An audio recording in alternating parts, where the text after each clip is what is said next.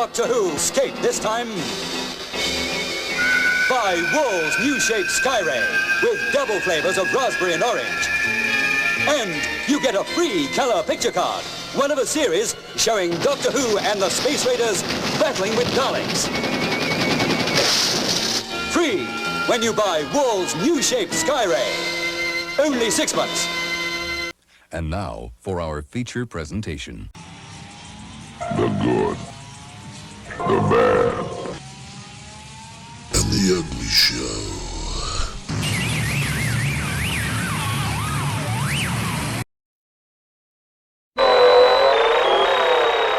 Hello and welcome back to The Good, the Bad and the Ugly Show.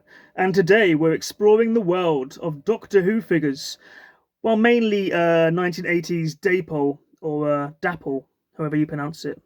Yeah, some interesting stuff. Let's get into it.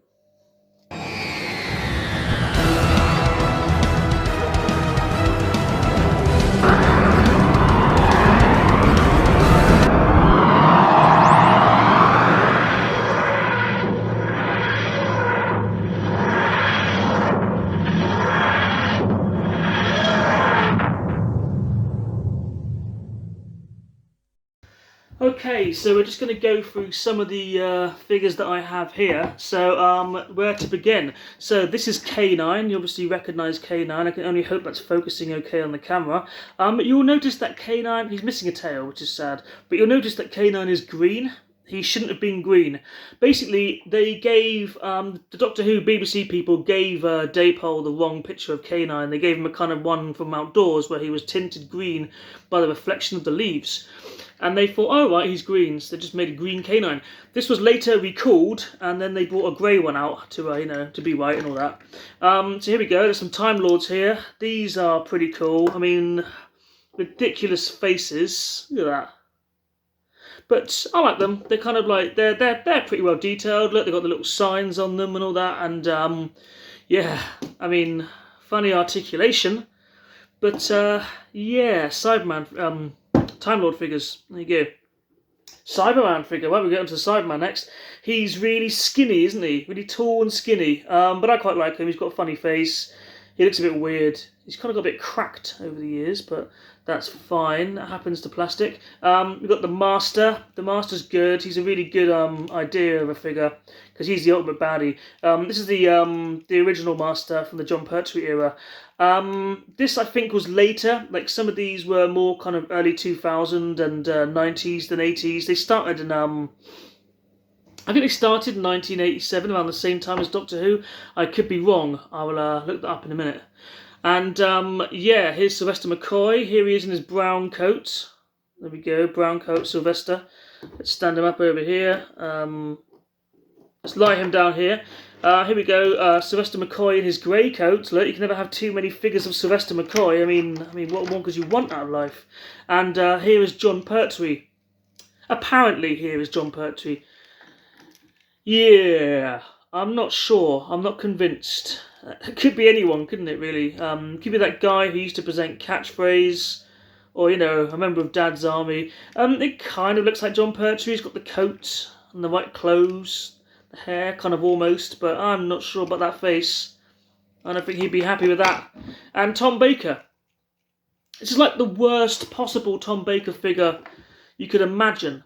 Because, for a start, wears his scarf and his hat. At least put the scarf and hat on there, like give him his like actual, you know, identity. That face is terrifying. The face of a madman. Yeah, the hair's not quite right. Nothing really screams Tom Baker about this figure. And also you'll notice that Tom Baker is quite a tall chap. Sylvester Mccoy, quite a sly fella. I'm not sure they worked the height out properly. I'm pretty sure Tom Baker's taller than Sylvester Mccoy. But I don't know. And I'm also pretty sure that Jon Pertwee wasn't a giant. But there we go. Apparently no, he was. I'm not going to argue with this stuff. Here's an Ice Warrior. I've had this toy since I was actually a child, like a real child, not a 36-year-old child, you know, like a 5-year-old child. And this Sylvester Mccoy as well. You notice the legs go funny over the years. Yeah, these have actually survived my entire life, and I'm not sure how. because they're not exactly the least flimsy figures I've ever seen. God knows. Here's Davos. Davos is kind of delicate looking, but Davos actually looks like Davos. He's pretty well made. I'm quite impressed with this one. Funny thing with Davos though is like, oh, he's in a hurry. Yeah, I don't know why they did that. So silly. But they've also, you'll notice that he has 2 arms. Davos only has 1 arm. The picture they gave was a side view. And so I guess they just assumed, oh, he's got 2 arms. You would assume someone has 2 arms if you look at them from the side. I can't see why you wouldn't. I mean, I see people from the side all the time, and I assume they have like another eye around the corner and another ear, so I guess another arm is feasible. But yeah, 2-armed Davos. This one was also recalled and replaced with the 1-armed Davos. So this guy and K9, I'm guessing, are probably pretty rare. I don't really know. The Tardis is a modern one. It's just a money box, but it looks good behind these figures on the shelf. They survived a long time. Here is a new one I'm going to show you now. This is Colin Baker. This isn't made by Dapol or Dapol. Now, I don't know. There's clues that like this isn't made by the same company. Can you tell? Do you think there's a slight difference in detail and like overall appearance of the character? I would say this is pretty well made, really. This is the quality of Doctor Who figures that you get now, because they're for like adult childs. They're for like, you know, collectors, if you like. So they try and make them look good, and you know, and all that. I mean, Dapol, they're a good company, but they make model railways, they make trains and that kind of stuff. Tiny little people to go on platforms. They don't really make action figures, so I don't know why the BBC would give them a contract to make Doctor Who toys, especially as the series was ending. It just seems like a really weird business plan, but I guess these things were always supposed to be collectibles rather than toys. I don't know, it's confusing. It's very confusing. I mean, don't get me wrong, I like them, but I just think it's weird is all. Here is something that my auntie made. Now, I had to share this one with you because this is a pink crocheted Dalek. So here we go. I mean, have you ever seen such wonderment? These things should be in every shop, right? What a thing. So I thought I'd have to, you know, share this. Okay, so here are some kind of like Lego Men type Doctor Who toys here. This is obviously William Hartnell, Patrick Troughton, Sylvester McCoy, Christopher Eccleston and Matt Smith. They do them all, but these are the only ones that I've got. I bought most of these from the Doctor Who experience thing in Wales, you know, the one. It's moved now, but it was good. But yeah, they come in little kind of like a little mystery bags. So you get a little bag and you don't know what you're going to get in there. So you're going to end up with the same one about 5 times probably. But yeah, they're kind of cool. I mean, I think Lego now have the contract, so I think they're making their own. But these are like kind of nice little Lego knockoff things. You know, they'll probably be worth something one day. Not as much as like that, but yeah, I'm sure there'll be collectible things. Here's a couple of other things up here. Here's a Tom Baker that comes from a kind of like a model set, and here's an Ood, I believe they're called, and there's a little Dalek there. They also came in like kind of mystery bag type things, the Ood and the Dalek. We also have a Cyberman here. He's quite a cool one as well. That's kind of Lego-ish. And here's a toy of a Cyberman from the recent Doctor Who stuff.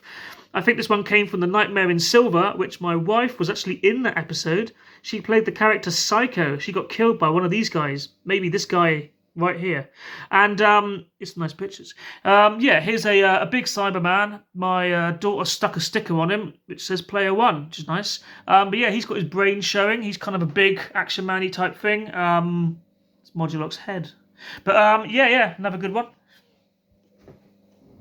Here is a tiny Cyberman thing that says stuff. Resistance is futile. Yes. You will be taken for upgrading. Can't argue with that. And here's a weird mask we found at a jumble sale once. So there we go. That's my personal collection of Doctor Who toys anyway. Look at them all scattered there. So here is what the Tardis fan page Wikipedia says about Dapol. Dapol are a model railway maker that secured the licence from the BBC to produce and market a range of Doctor Who toys. The licence ran from 1988 until 2001, until the BBC declined to renew it in 2002. Its range included action figures of Doctor Who, companions and enemies, as well as various Tardis models.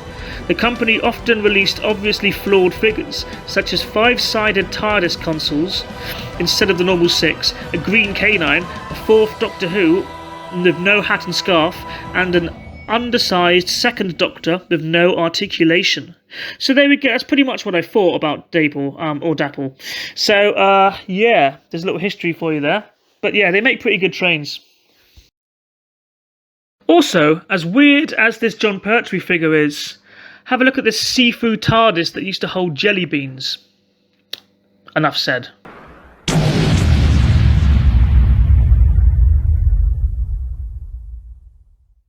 And subscribe to The Good, the Bad, and the Ugly Show. Because there's no room left in hell.